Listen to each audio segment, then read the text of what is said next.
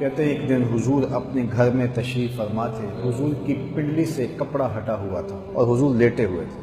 हज़रत अबू बकर रज़ियल्लाहु ताला अन्हु दरवाजे पर आए, दस्तक दी। हुजूर ने फरमाया आ जाओ, तो वो अंदर आ गए। हुजूर उसी हालत में लेटे रहे, पिंडली से कपड़ा हटा था। फिर हज़रत उमर रज़ियल्लाहु ताला अन्हु ने दस्तक दी तो हुजूर ने कहा आ जाओ, और हुजूर ऐसे ही लेटे रहे कि हुजूर की पिंडली से कपड़ा हटा रहा।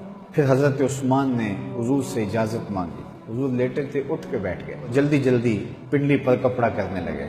जब सारे चले गए तो हज़रत आयशा हुजूर की खिदमत में हाजिर हुई और अर्ज़ की, हुजूर अबू बकर आए तो आप उठ के नहीं बैठे, आपने कोई परवाह नहीं की, कपड़ा हटा था हटा रहा। फिर हज़रत उमर आए, आपने कोई जुम्बश नहीं की है, ऐसे लेटे रहे, कपड़ा हटा था हटा रहा। फिर हज़रत उस्मान आए तो आप उठ के बैठ गए और आपने कपड़ा पिंडली के ऊपर सीधा कर लिया। तो हुजूर ने इरशाद फरमाया, आयशा मैं उससे हया न करूँ जिससे अल्लाह के फरिश्ते भी हया करें। यह है हज़रत उस्मान रज़ियल्लाहु ताला।